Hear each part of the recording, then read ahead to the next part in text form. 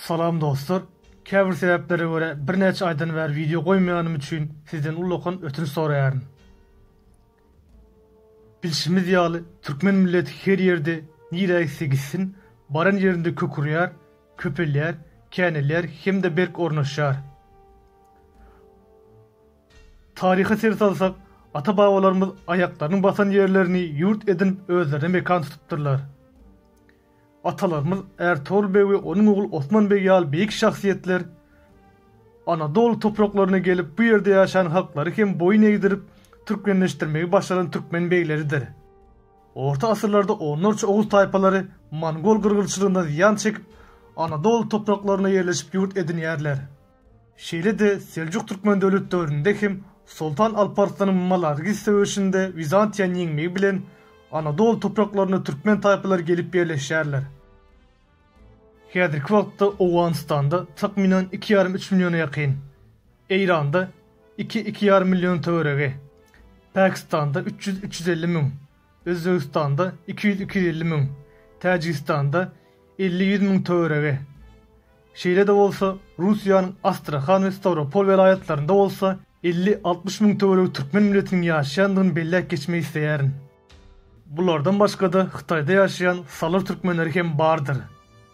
Salarlar, beylek halklar, yani Kazaklar, Kırgızlar, Xitaylılar, Tibetler bilen garşyp giden bolsalar da Türkmen düýünü asla ýatdan çykarmandyrlar. Olar özlerine häli hinizem biz Türkmen diýerler. Gelin indi bolsa bugünkü esas temamyza geçelim.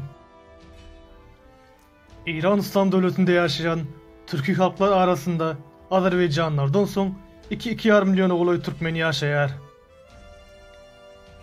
Eýran türkmenleriň ýaşaýan sebitini Eýranlylar deşde görgen diýseler de türkmenler bolsa bu ýere Günorta Türkmenistan ýa-da Türkmen Sehra diýip adlandyrýarlar.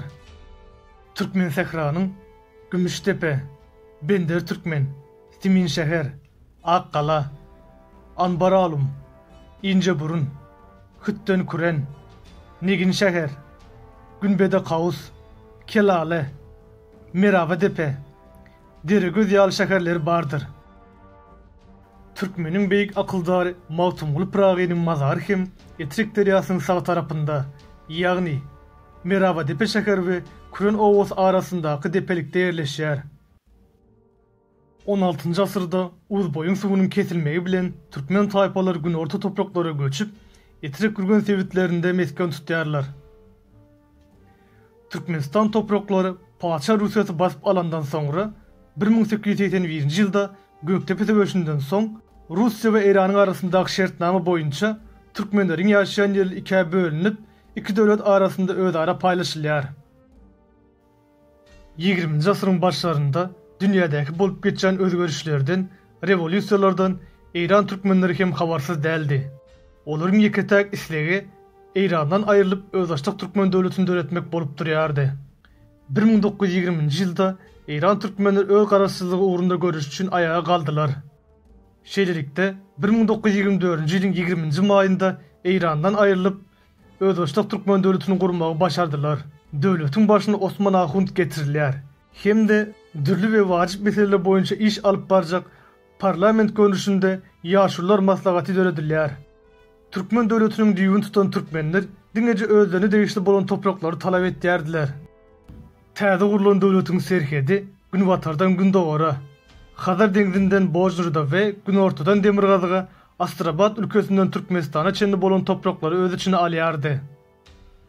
Umuman aýdylanda bu topraklarda ata-babalarymyz asyrlar boyu ýaşap gelýärdiler. Täze dirilen Türkmen döwletini dolandyrmak we onuň garaşsyzlygyny goramak üçin bolsa ilmli, bilimli, döwlet we harby işlerden baş çykan adamlar gerek bolup durýardy. Şol döwürde Türkmen döwletiniň eskerler harby taýdan pet bolanyň sebäpli olary söwüş talimlerini öğretmek maksady bilen Türkiýeden bir näçe serkerdeler çağırylýar. Çağırılan harby serkerdeleriň ählis diýen ýaly Enver Paşa bilen bilelikde Türkistan hereketinde gatnaşan tejribeli serkerdelerdi. Türkmenler döwletini goramak üçin harby taýdan uly işler alyp barýardylar. Şol bir wagtyň özünde Tehranda bolsa Rıza Han Angliýanyň kömegi bilen tagty ele geçirmegi meýilleşdirýärdi. Rıza Han'ın tahta oturmazdan ön etmeli işe Türkmen gozalyny basyp ýatyrmak bolup durýardy. 1925-nji ýylyň iýun aýynda Türkmen we Eýran goşunlarynyň arasynda bolan çaknyşykda türkmenler ýyda çekilmäge mejbur bolýarlar. Çünki san we ýarak taýdan güýçli bolan Eýran goşunlaryna garşy durmak aňsat iş däldi. Eýran goşunlarynyň türkmenlerinkiden san taýdan adyklyk etmegi, döwrüp ýarak we tehnikasynyň bolmagy, İnglisler tarapyndan berilen söwüşiň uçarlar bilen hüjüme geçmegi, söwüşiň ykbalyny gyýt gawatynyň içinde çödüp berýär. –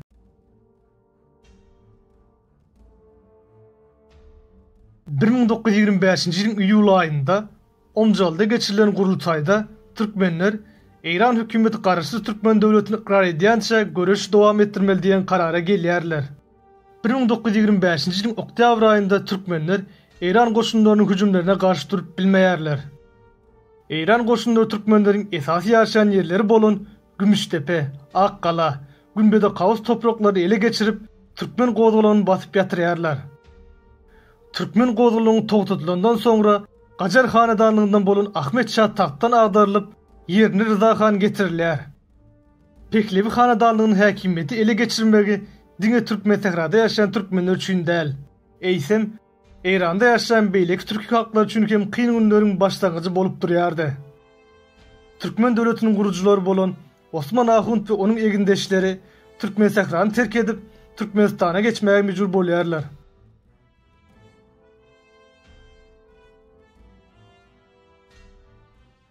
Eýran şahsy türkmenleriň gaýtadan ayaklanmasynyň öňüni almak maksady bilen gerek çäreler geçirmäge başlaýar. İlki bilen türkmenleriň elindäki ähli ýaraglary alýarlar. Türkmenleriň ýaşaýan ýerlerinde dolandyrışyň her puwdagyna Eýran häkimetleri tarapyndan bellenilýär. Mundan başga da Eýran hökümeti türkmen halkyny partlaşdyrma siýasatyny alyp barýar. Türkmen mektepleri ýapylyp, ýerine pars dilinde bilim beren mektepler açylýar. Wagtyň geçmegi bilen Pehlevi rejimi türkmen milli egneşikleri giýmekligi, hatda türkmenleriň içen ýaşyl çaý hem gadagan etdiler. Eýran şahsy Rıza Han Türkmen sehrada ýaşaýan türkmenleriň arasyna müňlerçe berber asly taýpalary göçüp getirýär. Hem de olar türkmenlere garşy ulanypdyr. Mundan başga da Dergez we Aşhanada türkmen we kürt milletler garşy ýaşaýarlar. Sünni mezhebine eýe bolan kürtler Pehlevi döwründe türkmenleriň täsirini pesetmek üçin bu ýerlere zor bilen getirilýärler. Eýran häkimetläriniň bu siýasaty ýerine düşmeýär. Türkmen kürt doganlygy häli hen idem dowam edip gelýär. Häzirki wagtda türkmen sehrada ýaşaýan türkmenler nähili işler bilen meşgullanýarlar. Türkmenleriň esas girdejileri halçylyk, dokmaçylyk, ekrançylyk we maldarçylyk bolup durýar. Bundan başga da Hazar deňine ýakyn bolan sebitlerinde balykçylyk bilen öz güzeranlaryny aýlaýarlar. Türkmen sahra Eýranda işsizligiň iň köp ýerleriň biri hata edilýär. Döwlet işlerinde bolsa türkmenler diňe mejlisiň deputatlygyna saýlanyp bilinýär. Eýran konstitusiýasynyň 115-nji maddasyna laýyklykda prezident saýlawlaryna diňe şaý mezhebine eýe bolanlar dalaşgar bolup bilýärler.